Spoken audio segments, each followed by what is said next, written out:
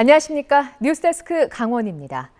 제21대 대통령 선거 공식 선거 운동이 시작되는 내일, 강원도에서도 정당별 선거대책위원회가 출정식을 열고 22일간의 대장정에 나섭니다. 더불어민주당 강원도당은 김도균, 허영, 우상호, 이광재 공동 상임선대위원장을 중심으로 선대위를 꾸리고 내일 출정식을 시작으로 강원 곳곳에서 이재명 후보 지지를 호소할 예정입니다. 국민의힘 강원도당도 사퇴한 박정하 도당위원장 대신 한기호, 유상범 의원을 총괄 선대위원장에 세워 내일 발대식을 열고 강원 전역에서 김문수 후보의 한 표를 호소할 계획입니다. 국민의힘 박정하 강원도당위원장이 지도부의 후보 교체 시도와 관련해 사의를 표명했습니다. 앞서 국힘 지도부가 기습적으로 김문수 후보를 취소한 데 대해 박 의원은 SNS에 정당사와 민주주의사에서 보기 드문 일로 막지 못한 책임을 지겠다고 적었습니다. 당원 투표에서 최종적으로 김 후보가 지위를 지키게 됐지만 박 의원은 원주갑 당협위원장 역할에 충실하겠다며 사퇴 의사를 재확인했습니다. 최근 음식을 주문해 놓고 나타나지 않는 노쇼가 잇따르면서 자영업자들의 피해가 커지고 있습니다.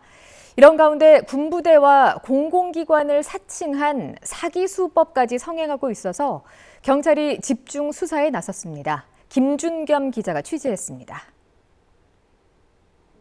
철원에서 장어식당을 운영하는 서진석 씨. 지난달 22일 서 씨의 가게로 의심쩍은 주문 전화가 걸려왔습니다. 100만 원이 넘어가는 대량 포장 주문이었는데 메뉴와 찾아가는 시간까지 알아서 정해달라고 요청했습니다. 이를 수상하게 여긴 서 씨가 계약금을 요구하자 주문자는 돌연 잠적해버렸습니다. 노쇼 사기를 당할 뻔한 건데 지난해 여름엔 실제로 50만 원을 날리기도 했습니다. 절박하게 살아가고 있는 사람들한테 돈 10,000원, 10만 원을 사기치는 행위는 살인죄나 다름이 없거든요. 하루가 어떻게 갈지도 몰라요. 정말 참담한 심정이 이루 말할 수 없죠. 이런 상황에서 군부대나 공공기관을 사칭한 사기 수법도 기승을 부리고 있습니다. 강릉에서 철물점을 운영하는 김정현 씨도 강원도 소방본부 사칭범에 사기를 당할 뻔했습니다. 부서가 어느 부서라고 하셨죠? 저희 소방본부입니다. 예? 신입대원 교육나온 소방본부예요. 소방본부요? 예예. 어디 강릉에 있는 겁니까? 네네 맞아요.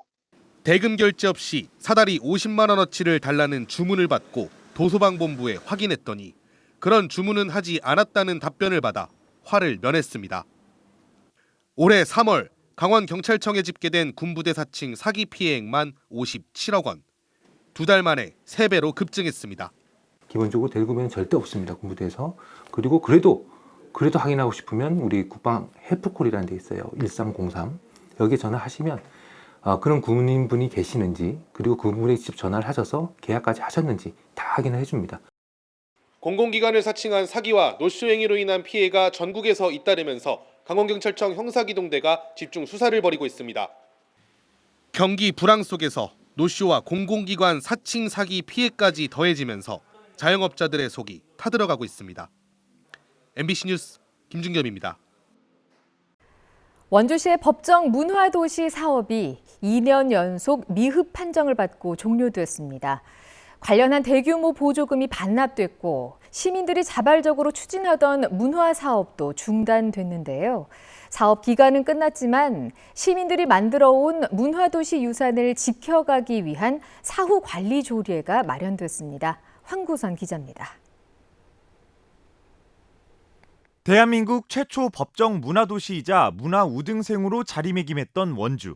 그런데 사업을 추진하던 창의 문화도시 지원센터에 위법사항이 발견됐다며 2년 전 원주시가 담당자들을 검찰에 고발했고 무혐의로 수사가 종결됐지만 센터는 사실상 해체됐고 사업은 중단됐습니다. 이후 이른바 관주도의 문화정책을 펴온 원주시는 문화도시 평가에서 2년 연속 미흡, 낙제점을 받았는데 1차 문화도시 가운데 한 번이라도 미흡 평가를 받은 건 원주가 유일합니다. 너무 쉽게 보시는 게 아닌가. 문화적 역량이 커가는 거거든요. 시민들과 함께. 그러면 같이 커가는 과정이 있으면 되는데 그거 없이 단순히 만두축제 하고 싶어 하는 거죠. 원주시가 문화도시 사업을 도맡은 2023년 국도비 보조금 4억 7천만 원을 반납한 사실도 확인됐습니다. 그해 원주시가 지원받은 국도비 19억 5천만 원의 4분의 1 정도로 대규모 보조금 반납입니다. 무엇보다 그림책 도시를 중심으로 시민 600여 명이 70여 개 문화 소그룹을 형성해오던 자발적인 사업이 멈춰선 게 안타깝다는 지적입니다. 시민 모두가 스스로 문화도시라는 것을 자임하고 스스로 문화도시가 되기 위한 노력을 해나가는 이른바 자발적인 참여를 통한 문화도시를 만들어 나가는 것이었거든요. 비록 5년의 사업기간 우등생으로 시작해 낙제생으로 끝났지만 시민들이 만들어온 문화사업 유산을 지켜가기 위한 원주 문화도시 사업 사후관리 조례가 통과됐습니다. 조례안에는 문화도시 사업의 사후 계획을 1년 내 수립하고 매년 지속성 분석을 통해 반영해야 한다는 내용이 담겼습니다. 문화 우등생이었던 원주 문화도시를 다시 한번 살리자는 취지로 그리고 지속적으로 이어나갈 수 있는 그런 문화도시 사업을 위해서 한편 원주시는 문화도시 사업 마지막 해인 지난해 보조금 정산을 해봐야 반납할 관련 예산이 더 있는지 알 수 있다고 설명했습니다.